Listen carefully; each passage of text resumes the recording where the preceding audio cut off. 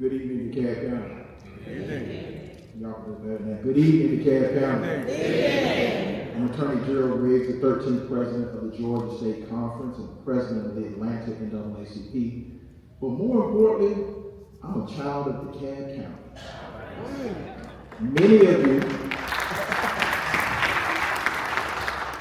you don't know that even though I was born in the city of Atlanta, I was raised off Glenwood where my father owned the florist for about 12 years. Griggs Florist right there on Glenwood, and we lived on Chestnut Hill Circle. So I am no stranger to Dekalb County. But I'm not here as a son of Dekalb County. I am here as a warrior for the entire state of Georgia. And so I'm honored to be here with my CEO. I'm honored to be here with my representative, my House representative. I'm here to be honored with my sheriff. I'm here and honored to be with the pastor of this house. And also I'm honored to be here with Pastor Dow, who I've known for a long time. But I want to be clear. We're in Georgia. And Georgia is not afraid of anybody. Never have, never will. But what we have to do is recognize the moment that we are in. Recognize the consequential threat to Georgia. Whether that's black Georgians or white Georgians. Whether that's church Georgians or unchurched Georgians. Whether that's Georgians that love a little differently or Georgians that are a little bit differently able. Because everybody is under attack. Yes. You know, every morning I get up and I search the internet because I don't really watch TV anymore. Because I want to know what's happening in real time. And every morning I see a consequential threat to the most consequential document that we all have. And that's the Constitution. Now, we talk a lot about the two other co-equal branches, you know, the executive branch and the legislative branch. But I can't come to bring you a message from the judicial branch that's alive and well in Georgia. You know, every day I go to the Dekalb County Courthouse, or I go to Fulton County Courthouse, or I was up in Dalton-Whitfield, at the Dalton-Whitfield County Courthouse, and I see the wheels of justice turn. Now, many times they don't turn in the right direction, but they are turning.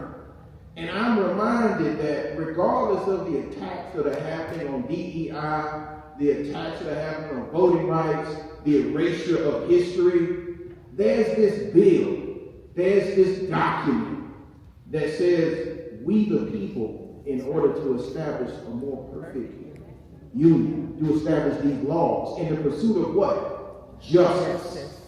And so what I hope to share with you today is a pathway forward for justice.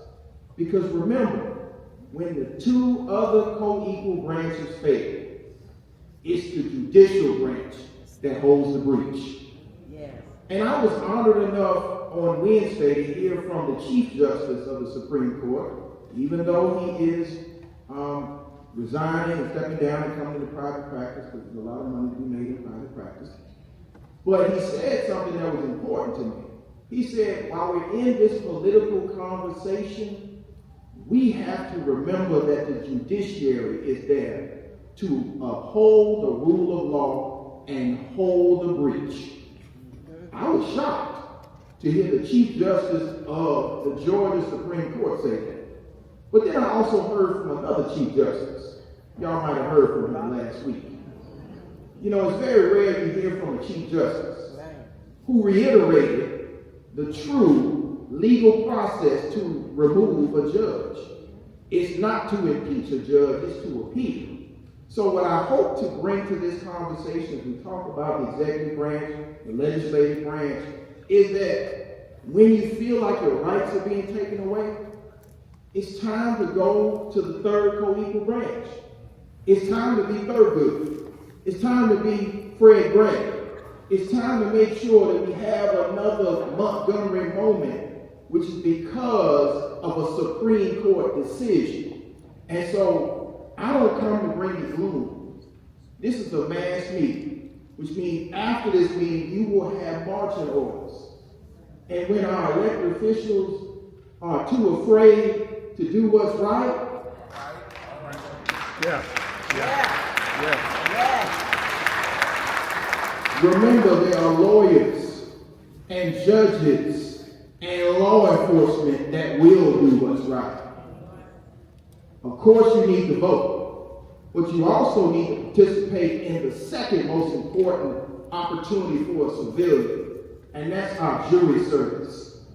Far too often in this county, I see too many people that look like me try to get off a jury. But yet y'all complain about what's happening in our criminal justice system. So that's one solution. The other, and I'm going to take my seat, is there's a man running around this country causing division, causing confusion. That man is on bond, Sheriff Maddox. Am I not correct? And so the last time I checked, 9 elected justices of the Supreme Court of this state need to make a decision on when that trial happens. So I'm asking,